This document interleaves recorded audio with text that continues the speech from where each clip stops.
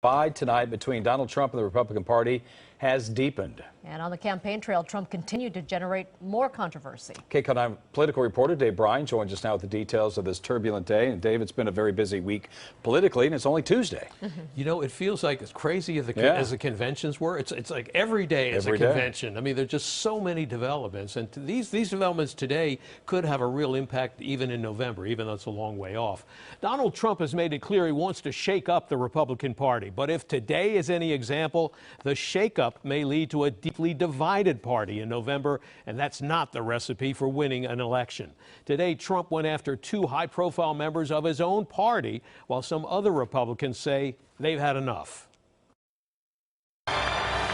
On the heels of the GOP convention, which was all about party unity, Donald Trump has now blown a massive hole in the entire concept, refusing to endorse House Speaker Paul Ryan and Senator John McCain in their upcoming primary elections. "I like Paul," Trump told the Washington Post, "but these are horrible times for our country. We need very strong leadership, and I'm just not quite there yet," throwing back in Ryan's face his own words when he hesitated to endorse Trump.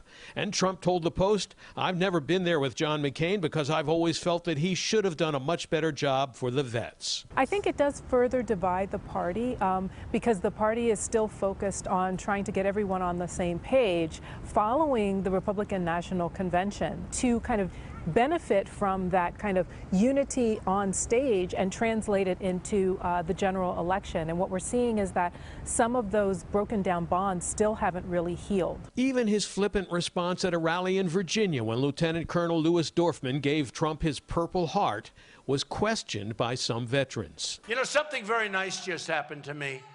A man came up to me and he handed me his Purple Heart. I always wanted to get the Purple Heart. This was much easier.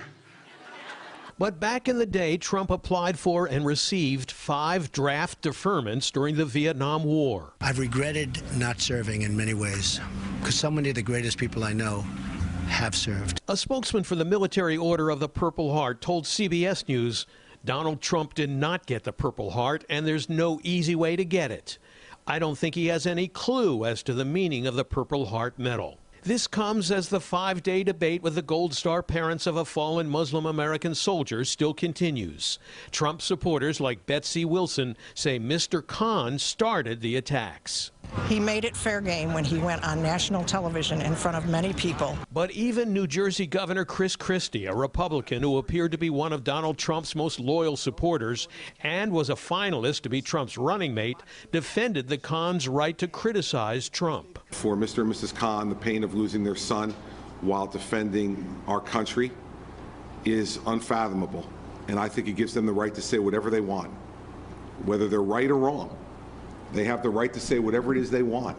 I think the Republican nominee is unfit to serve as president. President Obama went back on the attack at the White House, using his strongest language yet about Trump's qualifications, or lack of same, to succeed him. The fact that he doesn't appear to have basic knowledge around critical issues means that he's woefully unprepared to do this job. And he accused Republican leaders of essentially talking the talk about Trump, criticizing his attacks on the Gold Star parents, for example, but refusing to withdraw their endorsements. If you are repeatedly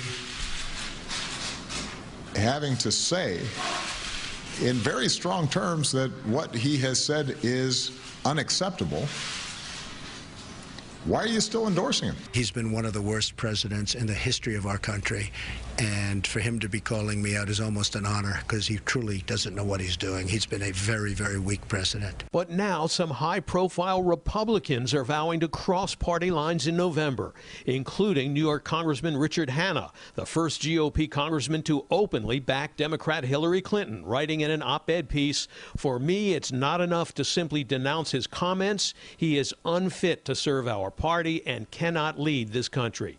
And a former leading Republican advisor to New Jersey Governor Christie also announced she'll be voting for Hillary Clinton.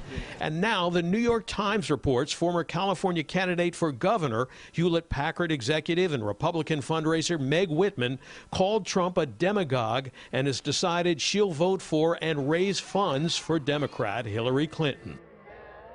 And as if things couldn't get any worse for Trump, respected Washington Post political opinion writer Eugene Robinson raised questions in his column today about whether Donald Trump is losing his grasp on reality.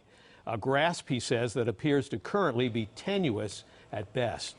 Pretty strong words. I mean, this thing is really spinning out of control. Well, so what do you think the ramifications might be? I mean, when someone like Chris Christie, who's always very supportive of him, starts kind of backing away, what could happen here? Well, the ramifications are not good. The question is, will Trump be able to turn it around? It's not too late for Trump to do that with more than 3 months to go before Election Day. But if this continues to go in the direction it's now moving, the ramifications could be pretty drastic. Already, some Republican Senate and House candidates are keeping their distance from the Trump campaign because they don't want to go down with the ship if the Trump campaign turns out to be the GOP version of the Titanic in November. Big if. Second, if Trump continues to fall in the polls, either he'll have to pony up tens of millions of dollars from his own fortune or run the campaign on a shoestring because campaign donors will dry up quickly. Again, if that continues to happen. And if Trump doesn't turn this around soon, he'll have a mighty tall task in the debates scheduled to begin in late September. Jeff.